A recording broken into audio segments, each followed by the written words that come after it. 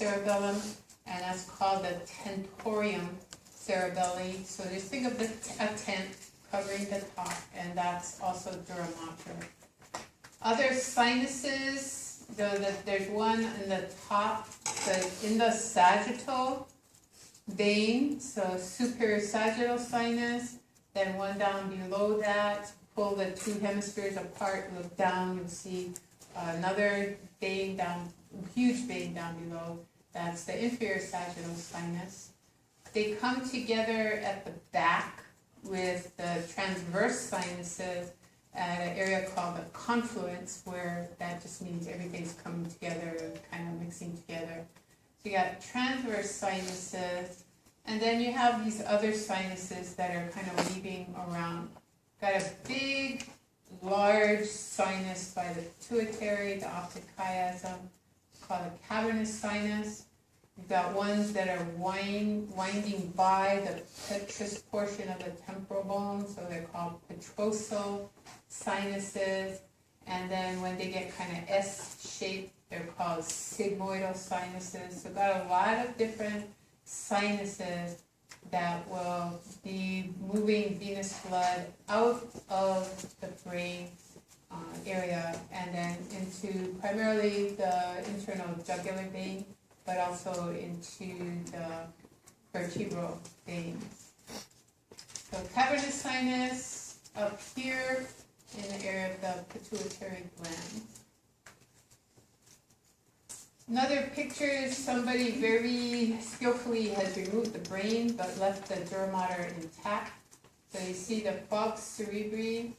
It's anchored in front by the crista galli. So I told you that when you say yes, yes, yes, yes, yes, yes, yes all the time, while the brain's sloshing around in that subarachnoid space, puts pressure on the dura mater, and the crista galli gets taller and taller, sharper and sharper. You can see all the cranial nerves that we're going to learn going through the dura mater and coming through or going out through the dura mater to reach their target organ. So they've labeled optic nerve here. You can see olfactory tract there. You can see probably ocular motor if you look closely. Ocular motor should be going out here. Trochlear should be coming around from the back. Abducens should be going forward as well. So all this area, you should be seeing all these eye nerves going out to the front. Down here, the temporal lobe is supported by the dura mater, and the back here, the occipital lobe is separated from the cerebellum by the tentorium cerebelli. So if you take the head, cut off the skin, you're going to see the aponeuroses that's connecting your frontal mus frontalis to your occipitalis, and that's the epicranial aponeuroses. Take that off, and then you have periosteum on the outside of the skull. Take that off, and then you have bone. Take that off. If you look on the inside of the bone, there's more periosteum, and that's going to connect with the dura mater. Dura mater is tough mother. So durable jeans, durable clothing, they wear well, they're tough. So dura mater, mater means mother, I don't know why. But dura mater, it's a tough meninges. Then the next layer in is your arachnoid. The arachnoid mater is connected to the dura, but then it has loose little woven strands that connect it to the pia mater, and that gives you this kind of web-like structure for which that layer is made. So subarachnoid space is between this outer layer and the pia mater, inner layer. So where all that fibrous stuff is, that's your subarachnoid space. So after the arachnoid, you peel that off, and then you will have pia mater. And then if you peel the pia mater off, then you have the exposed surface of the brain here.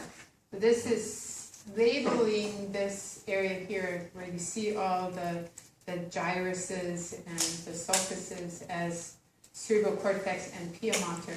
Not so, because the pia mater is connected to the arachnoid, and everywhere there's a sulcus, the pia mater goes down, so the arachnoid also, some of the fibers get pulled down there. So if you have the pia mater intact, the brain is not nice and smooth. You have to peel the pia mater off to get that nice smooth surface that they have labeled here.